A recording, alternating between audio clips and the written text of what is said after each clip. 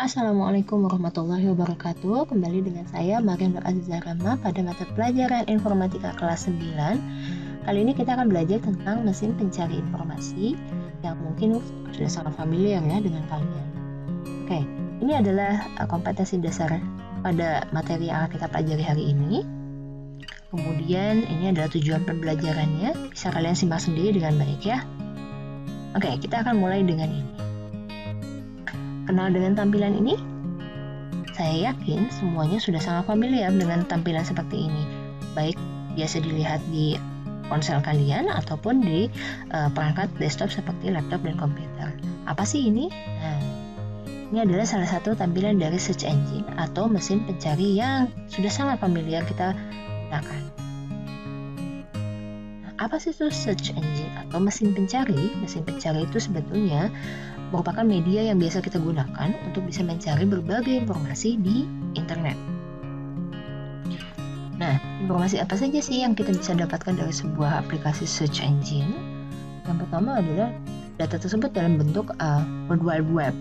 Kemudian data tersebut dalam bentuk FTP atau File Transfer Protocol, dalam bentuk mailing list, atau data-data yang memang berada dalam sebuah server. Jadi intinya, informasi-informasi tersebut akan dapat kita peroleh melalui berbagai situs web, blog, atau forum-forum yang ada di dalam internet. Nah, ini adalah seseorang yang sedang melakukan pencarian kata kunci menggunakan aplikasi search engine. Jadi sebetulnya, ketika si pengguna mencari sebuah informasi dengan memasukkan keyword atau kata kunci tertentu, maka search engine ini akan langsung bekerja mengumpulkan informasi dan menampilkan yang paling berkualitas untuk penggunanya. Dan ternyata setiap search engine itu memiliki kriteria dan mesin tersendiri untuk menentukan mana sih sebetulnya situs web yang berkualitas dan sesuai dengan keyword yang dicari oleh pengguna.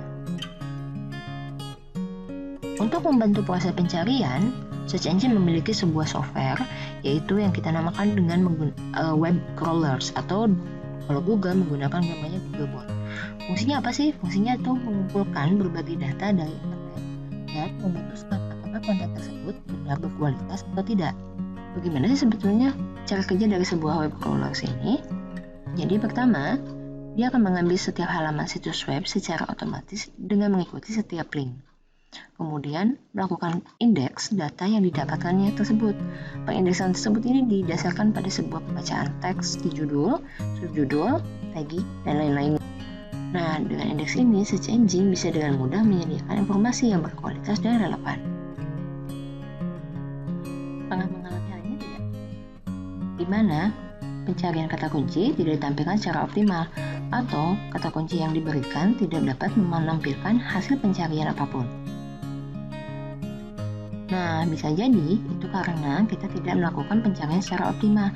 Yuk kita cari tahu, apa sih tekniknya, bagaimana agar pencarian kata kunci menjadi lebih optimal. Yang pertama adalah pakai kutipan dalam kata yang dicari.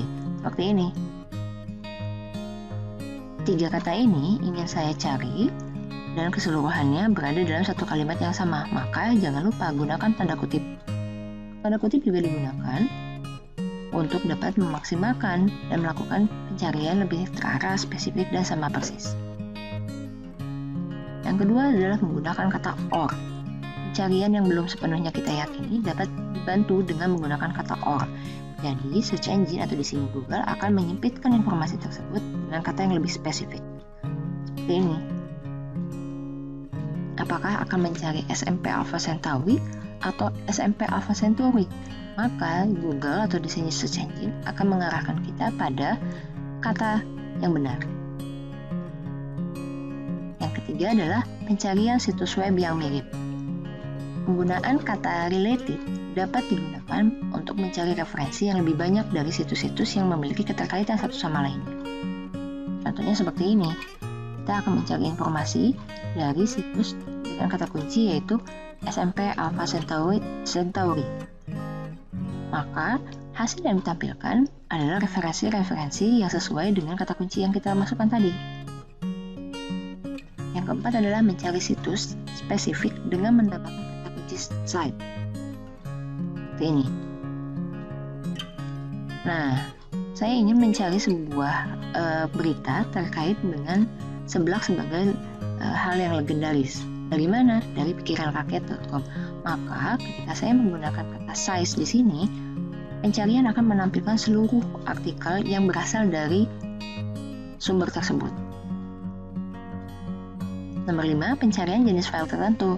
Jika kita ingin mencari jenis file tertentu, dapat dengan menambahkan file, tag 2, jenis file yang kita cari, kemudian dituliskan pada belakang kata kunci, seperti ini. Nah, di sini saya ingin mencari sebuah sistem peredaran darah yang referensinya berupa file dengan ekstensi PDF. Maka, saya akan menuliskan seperti ini.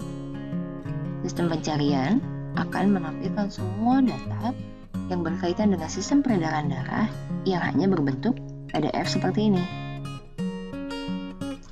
Nah, kita juga akan melakukan pencarian yang memiliki waktu yang spesifik. Misalnya, informasi tentang demo Omnibus Law. Tapi di sini saya ingin mencari informasi yang baru di-upload 1 jam sebelumnya. Maka di sini akan ditampilkan semua data, semua informasi yang baru selama 1 jam belakang.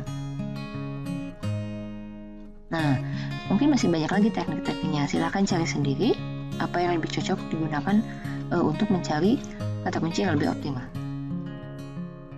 Terima kasih.